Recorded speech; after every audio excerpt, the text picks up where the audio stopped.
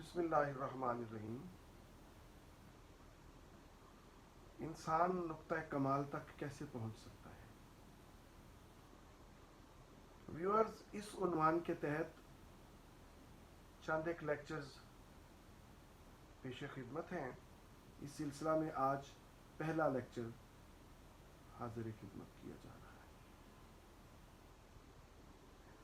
تمام مخلوقات میں انسان واحد مخلوق ہے جو بننے کے لیے آئی ہے. اس مخلوق میں، اس کائنات میں، اس کائنات کی، اس دنیا کی جتنی بھی دیگر مخلوقات ہیں انہیں قدرت نے بنا کر بھیجا ہے. اس کی مثال یہ ہے کہ چڑیا، کوا، دیگر چرند پرند و حیوانات جس حالت میں اللہ تعالیٰ نے انہیں خلق کیا وہ اسی حالت میں ہی چلے جاتے ہیں، یعنی ان میں ارتقاء موجود نہیں ہے. آپ ابتدائی آفرینش سے ہی دیکھیے کہ شروع میں چڑیا نے جس طرز کا گھونسلہ بنایا تھا وہ آج بھی اسی طرز کا ہی گھونسلہ بناتی ہے. جو لائف سٹائل شیر کا تھا شروع میں، آج بھی اس کا وہی لائف سٹائل ہے، رہتا بھی اسی طرح ہے، اس کے شکار کا طریقہ بھی وہی ہے. یعنی اس میں کوئی تبدیلی یا ارتقاء نہیں آیا یا ظہور پذیر نہیں ہوا اس کی زندگی. انسان واحد مخلوق ہے کہ جس کی ابتدا جنگلات سے ہوئی، جنگلات سے پھر غار میں آیا، غار سے پھر اس نے چھوٹے چھوٹے گھر بنانے شروع کیے اور اب اس کے فن تعمیر کے اعلیٰ ترین نمونے آپ کے سامنے. یہ تو ایک مثال ہے انسان کے ارتقاء کی. یعنی دوسرے لفظوں میں ہم یہ کہہ سکتے ہیں کہ انسان وہ واحد مخلوق ہے جس کی طبیعت میں قدرت نے ارتقاء رکھا ہے اور اس کے لیے ایک وسیع تر گنجائش چھوڑ دی ہے کہ وہ اپنی صلاحیتوں کو بروئے کار لاتے ہوئے اپنے آپ کو بہتر سے بہتر اور خوب سے خوب تر کی طرف گامزن رکھے اور اپنا سفر جاری رکھے. اب یہ انسان پر ڈیپینڈ کرتا ہے کہ وہ کس حد تک اپنے آپ کو اوپر لے کے جاتا ہے اور وہ اپنے کمالات کی کس حد تک وہ اپنے آپ کو لے جانے کی صحیح کرتا ہے یا کوشش کرتا ہے. اب اس کے لیے آپ یہ دیکھیے کہ انسان کو اللہ پاک نے بے حد مواقع اور بے حد صلاحیتیں اور بے حد خوبیاں عطا کی. انسان اگر ہم دیکھا جائے تو بنیادی طور پر یہ دو چیزوں کا مجموعہ ہے. ایک اس کا مادی جسم جو نظر آتا ہے، جو جگہ گھیرتا ہے.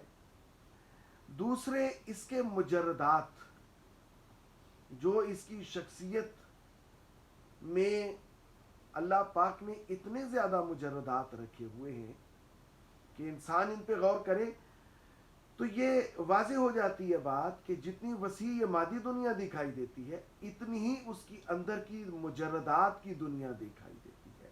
مجردات سے مراد میری یعنی غیر مادی اشیاء جو انسان کی شخصیت کے اندر موجود ہے. یعنی آپ سمجھ لیجئے جیسے محبت نظر نہیں آتی، انسان کے اندر موجود ہے، غیر مادی ہے، مجرد ہے.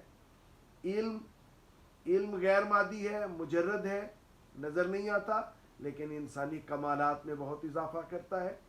اسی طرح انسان کی آپ دیکھ لیجئے کہ شجاعت، سخاوت، اخلاقیات، یہ وہ چیزیں ہیں جو انسان کے کمالات میں اضافہ کرتی ہیں. جب بھی انسان نے اپنی مادی اشیاء کو اپنا مرکز نگاہ بنایا اور مادی اشیاء کے ذریعے اس نے کمال حاصل کرنے کی کوشش کی تو آپ کے سامنے نتیجہ کیا ہوا؟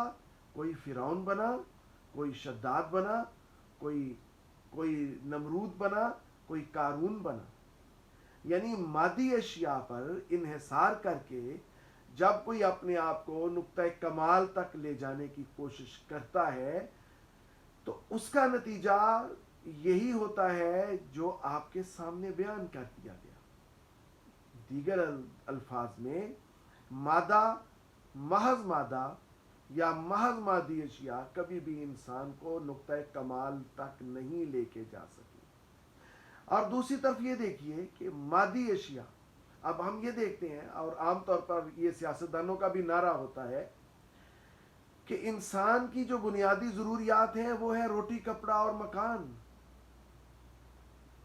تو اگر آپ یہ کمپیئر کریں، اس کا موازنہ کریں جانور سے، کسی بھی حیوان سے، تو ہمیں معلوم ہوگا کہ ایک حیوان کی بنیادی ضروریات بھی تو یہی ہے نا، روٹی، کپڑا اور مکان. خوراک ایک حیوان کی بھی بنیادی ضرورت ہے. کورنگ، کسی بھی طرح کی جو موسموں سے بچائے اسے، وہ حیوان کی بھی بنیادی ضرورت ہے. اور اسی طرح اس کا شیلٹر جو ہے. تو انسان کو جو چیز حیوانوں سے ممتاز کرتی ہے بنیادی ضروریات میں، اس میں ہمیں ایک چیز کا اضافہ کرنا پڑے گا، وہ ہے روٹی، کپڑا، مکان اور تعلیم. اب تعلیم، روٹی، کپڑا اور مکان تو مادی اشیاء میں آ جاتی ہیں. تعلیم ایک مجرد شے ہے، ایک غیر مادی حقیقت ہے. تعلیم کے بغیر انسان، اگر ہم بنیادی ضروریات تعلیم کو مائنس کر کے کریں اور انہی تین کو رکھیں تو پھر انسان اور حیوان میں فرق ختم ہو جاتا ہے. لہٰذا سب سے پہلی بات تو یہ ہے کہ آپ کو نقطۂ کمال تک پہنچنے کے لیے اپنے مجردات کو تلاش کرنا پڑے گا. وہ غیر مادی اشیاء جو قدرت نے رکھی ہیں، دیکھیے سب سے اہم چیز اس میں عقل، انسانی عقل ہے. کیا عقل دکھائی دیتی ہے؟ عقل وہ واحد شے ہے جس کو استعمال کرتے ہوئے انسان اوج ثریا تک پہنچ سکتا ہے. انسان ان کمالات تک پہنچ سکتا ہے جس کا عمومی طور پر ہم تصور بھی نہیں کر سکتے. اور ہر شخص کو اللہ پاک نے عقل کی نعمت سے نوازا. اب ہم اگر اپنی عقل کے استعمال کو ترک کر دیں اور ہم صرف اپنی تمام صلاحیتوں کو مادی اشیاء اکٹھا کرنے پہ لگا دیں تو پھر ایسے ہی صورت میں والعصر ان الانسان لفی خسر ہے، یعنی قسم ہے عصر کی کہ انسان خسارے میں ہے. اب آگے دیکھیے کون لوگ خسارے میں نہیں ہیں. والعصر ان الانسان لفی خسر، وہ لوگ خسارے میں نہیں ہیں جو صبر کرتے ہیں، حق بات کرتے ہیں اور نیک اعمال کرتے ہیں. یہ لوگ خسارے میں نہیں ہیں. اور دیکھیے صبر بھی مجرد، حق بات بھی مجرد. انسان مجردات کے بغیر اپنی منزل کو نہیں پا سکتا. آج کا جو میرا پہلا اس سلسلہ میں جو لیکچر ہے اس میں نکتہ یہ ہے کہ معزز سامعین و ناظرین، آپ تلاش کیجئے کہ ہمارے وہ کون سے مجردات ہیں جنہیں ہم نے چھوڑ دیا ہے. ہمارے اندر وہ کون سی حقیقتیں ہیں جنہیں اللہ پاک نے تو ہمیں عطا کیا، لیکن ہم نے اپنی مادہ کے حصول کی صحیح میں ان سے ہم نے ان کو ترک کر دیا. ہم نے اپنے علم کے حصول کو ترک کر دیا، ہم نے اخلاقیات کو ترک کر دیا، ہم نے دیگر سخاوت، شجاعت، ان ساری چیزوں پہ میں الگ الگ بات کروں گا آئندہ لیکچرز میں کہ یہ کیا ہے، علم کیا ہے، عقل کیا کا استعمال کیا ہے، تاکہ ہمیں پتہ چلے کہ ہم ان مجردات کو استعمال میں لاتے ہوئے کس طرح سے بحیثیت انسان نقطۂ کمال تک پہنچ سکتے ہیں.